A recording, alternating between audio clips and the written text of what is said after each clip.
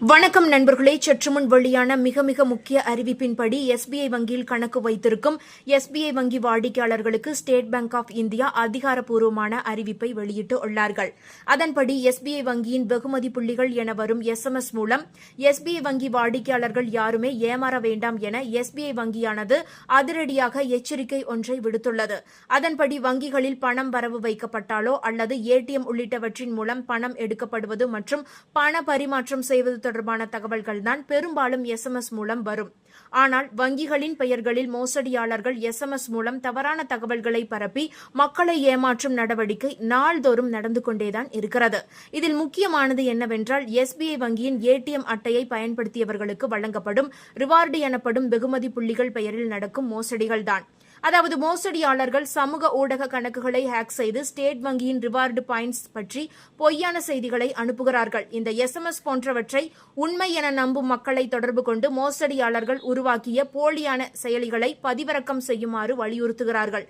இல்லாவிட்டால் வாட்ஸ்அப்களில் முகப்பு புகைப்படத்தில் ஸ்டேட் வங்கியின் லோகோவை வைத்து மக்களுக்கு வெகுமதி புள்ளிகள் குறித்து செய்திகளை தொடர்ந்து அனுப்புகிறார்கள். அதற்கு பதில் அளிப்பவர்களுக்கு செயலியின் லிங்கை அனுப்பி அதனை டவுன்லோடு செய்ய சொல்லுகிறார்கள். இந்த செயலிகளை பதிவிறக்கம் செய்ததும் செல்போன் ஹேக் செய்யப்படுகிறது. அந்த செல்போன் எண்ணுடன் இணைக்கப்பட்டிருக்கும் வங்கி கணக்கிலிருந்து பண பரிமாற்றம் நடைபெறும்.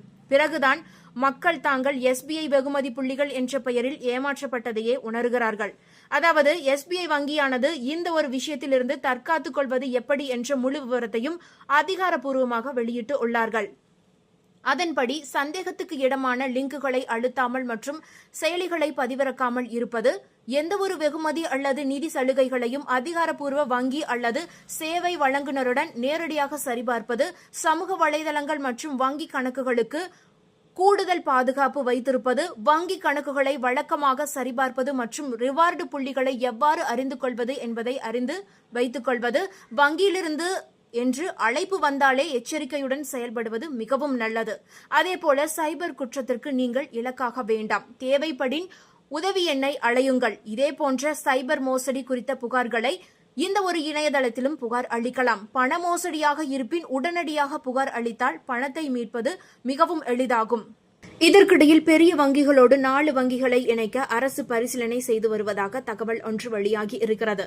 அதாவது பொதுத்துறை வங்கிகள் சிலவற்றை பெரிய வங்கிகளுடன் இணைத்து மீண்டும் மெகா வங்கிகள் ஆக ஒருங்கிணைக்க மத்திய அரசு திட்டமிட்டு உள்ளது.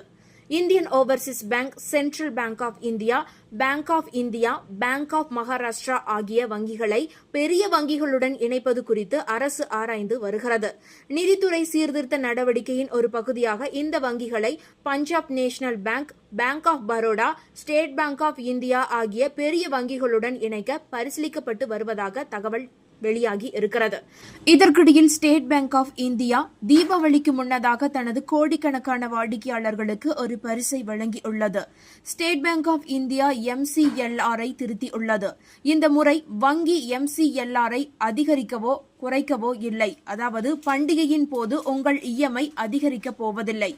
MCLR விகிதங்கள் உங்கள் வீடு மற்றும் கார் கடன் விகிதங்களுடன் இணைக்கப்பட்டுள்ளன. அதாவது உங்கள் வீடு மற்றும் கார் கடன் EMI-யில் எந்த மாற்றமும் இருக்காது. இந்த விகிதங்கள் அக்டோபர் 15ஆம் தேதி முதல் அமலுக்கு வந்துள்ளன.